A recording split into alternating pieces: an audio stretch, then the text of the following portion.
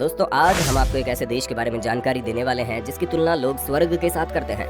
तो दोस्तों तैयार हो जाइए यूक्रेन के बारे में बहुत सारे मजेदार फैक्ट जानने के लिए। लेकिन हाँ, वीडियो को अंत तक जरूर देखना क्योंकि इस वीडियो में हम आपको यूक्रेन के बारे में काफी जानकारी देने वाले हैं। लेकिन उससे पहले अगर आप चैनल पर नए हैं तो चैनल को सब्सक्राइब करके पास के बेल आइकन को प्रेस करके ऑल वाला ऑप्शन जरूर सिलेक्ट कर देना। तो चलिए दोस्तों शुरू करते हैं।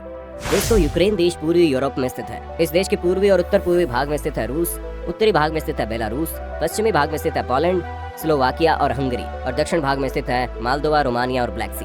इस देश के दक्षिणी भाग में स्थित है क्रीमिया जो 2014 में रूस के अधीन आ गया था, और क्रीमिया को लेकर इन दोनों देशों के संबंध हमेशा ही काफी बिगड़े रहते हैं।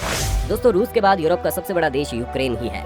इस देश का कुल क्षेत्र है करीब 6,03,628 स्क्वायर किलोमीटर और यहाँ की कुल आबादी है करीब 41,52,07,205 लोग। इसका मतलब प्रत्येक स्क्वायर किलोमीटर में यहाँ की पॉपुलेशन डेंसिटी है करीब 74 लोग। इस देश का सबसे बड़ा धर्म ईसाई धर्म है जो यहाँ की कुल आबादी के करीब 87% लोगों का धर्म है। लेकिन चौंका देने वाली बात यह है कि इसके बाद करीब 11% लोग किसी भी धर्म का पालन नहीं करते। यूक्रेन में आपको बहुत सारे एथनिक ग्रुप्स के लोग देखने को मिलेंगे। यहाँ के कुछ खास एथनिक ग्रुप्स हैं यूक्रेनियन, रूसी आदि। इस देश की राष्ट्रीय भाषा है यूक्रेनियन, लेकिन यूक्रेनियन को छोड़कर भी यहाँ पर बहुत सारी रीजनल भाषा प्रयोग में आती है, जैसा Belarusian, Bulgarian, Crimean, Tatar, Gagauz, Greek, Hebrew. Ukraine की राजधानी और सबसे बड़े शहर का नाम है काइव और यहाँ की नेशनल करेंसी का नाम है यूक्रेनियन हरिवनिया। तो दोस्तों अब तक मैंने यूक्रेन को लेकर सभी इंपॉर्टेंट बातें आपके साथ शेयर कर दी है। आशा करते हैं यूक्रेन को लेकर आप सभी ने काफी जानकारी हासिल कर ली है। लेकिन अब यूक्रेन को और भी अच्छे से जानने के लिए और यहाँ की संस्कृति को समझने के लिए इस देश के बारे में कुछ मजेदार और इम्पोर्टेंट फैक्ट्स जान लेते हैं। दोस्तों अगर आप यूक्रेन की हिस्ट्री जानने में थोड़ा सा भी दिलचस्पी रखते हैं तो यूक्रेन की हिस्ट्री के साथ साथ रूस की हिस्ट्री भी काफी हद तक आप जान लेंगे, क्योंकि इन दोनों देशों की हिस्ट्री एक दूसरे के साथ काफी हद तक जुड़ी हुई है। असल में रूस जब यूनाइटेड स्टेट्स ऑफ सोवियत रूस के नाम से जाना जाता था तब यूक्रेन भी उसी यूनियन का एक हिस्सा था। इसलिए इतिहास में ऐसे कई अध्याय ऐसे हैं जहां इन दोनों देशों का जिक्र आपको मिल जाएगा। दोस्तों शराब पीने के मामले में यूक्रेन दुनिया के बाकी देशों से काफी हद तक आगे है। आप ये बात जानकर हैरान हो जाएंगे कि पूरी दुनिया में सबसे ज्यादा शराब पीने वाले देशों की लिस्ट में यूक्रेन 6ठे नंबर पर आता है। इससे आप ये बात बड़ी आसानी से समझ गए होंगे कि वहाँ के लोग शराब के मामले में बहुत ही ज्यादा शौकीन है। तो चलिए यहाँ की शराब के बारे में थोड़ी जानकारी हासिल कर लेते हैं। दोस्तों यूक्रेन की नेशनल ड्रिंक का नाम है होरिल्का। ये बात आप सभी जानते होंगे कि वोडका को क्लियर वाटर कहा जाता है, ठीक वैसे ही होरिल्का को बर्निंग वाटर कहते हैं। असल में होरिल्का ज्यादा मिर्ची के साथ पिया जाता है और इसी वजह से इस ड्रिंक को बर्निंग वाटर कहते हैं। दोस्तों वैसे तो यूक्रेन के खाने ज्यादातर यूरोपियन कंट्रीज के जैसे ही होते हैं, लेकिन फिर भी यूक्रेन में आपको कुछ ऐसे क्यूजीन भी मिल जाएंगे जो सिर्फ और सिर्फ यूक्रेन में देखने को मिलते हैं। इसलिए स्वादिष्ट भोजन के मामले में यूक्रेन यूरोप के बाकी सारे देशों से थोड़ा अलग है। इस देश का नेशनल डिश का नाम है सालो, जो एक बहुत ही अजीबोगरीब किस्म का खाना है। ये खाना मूल रूप से सुअर के मांस से बनता है। सुअर के मांस को एकदम से ठंडा करके प्याज, लहसुन और अचार के साथ इस खाने को बनाया जाता है। दोस्तों यूक्रेन प्राकृतिक सुंदरता से भरपूर होने के साथ साथ बड़े बड़े शानदार हिस्टोरिकल इमारतों से भरपूर एक अनोखा देश है। इसलिए यहाँ पर घूमने लायक जगहों की कोई कमी नहीं है और इसी कारण से अगर आपको कभी भी यूक्रेन घूमने का मौका मिले तो अपना कैमरा ले जाना बिल्कुल मत भूलना, क्योंकि अगर इस शानदार देश की खूबसूरती को आप अपने कैमरे में कैद न कर पाए तो फायदा ही क्या है। दोस्तों यूक्रेन में एक ऐसा ही प्रसिद्ध जगह का नाम है टनल ऑफ लव। ये टनल ऑफ लव असल में एक रेलवे ट्रैक है जो घने जंगलों के बीच से गुजरता है। ये टनल ऑफ लव यूक्रेन के क्लेवान और ऑर्चिव शहर से गुजरता है और वर्तमान में ये यूक्रेन के सबसे रोमांटिक जगहों में से एक है। लेकिन सबसे चौंका देने वाली बात यह है कि इस जगह का निर्माण कभी भी रोमांस करने के लिए नहीं हुआ था।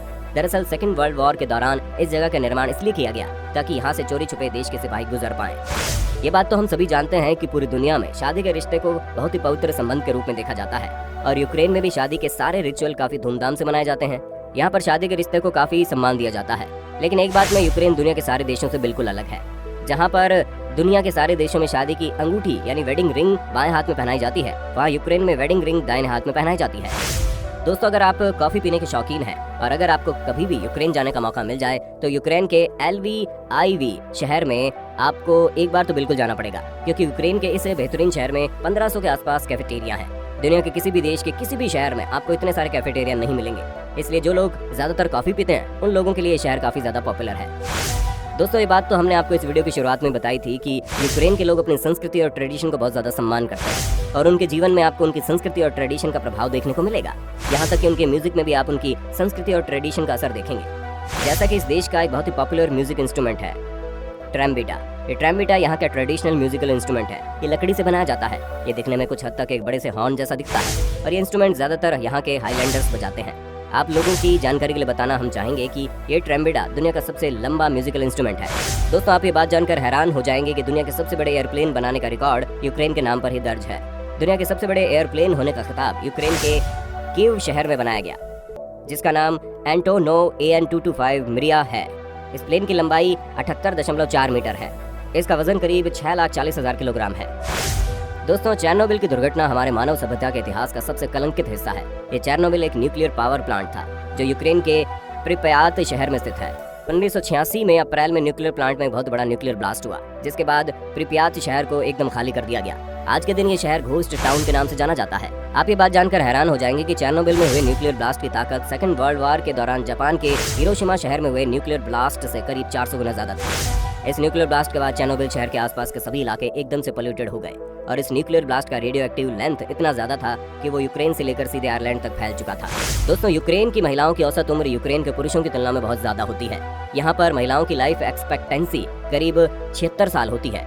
दूसरी तरफ पुरुषों की 66 साल ही होती है। दरअसल यहाँ के पुरुषों को बहुत ही कम उम्र में ही शराब की लत लग जाती है और यहाँ के पुरुष ज्यादा शराब पीते हैं। इसी वजह से इनकी सेहत पर बुरा असर पड़ता है। इनकी मौत भी वक्त से पहले ही हो जाती है। यूक्रेन का एक बहुत ही खास फेस्टिवल है ईस्टर एग फेस्टिवल। ये फेस्टिवल लगभग अप्रैल के महीने में मनाया जाता है।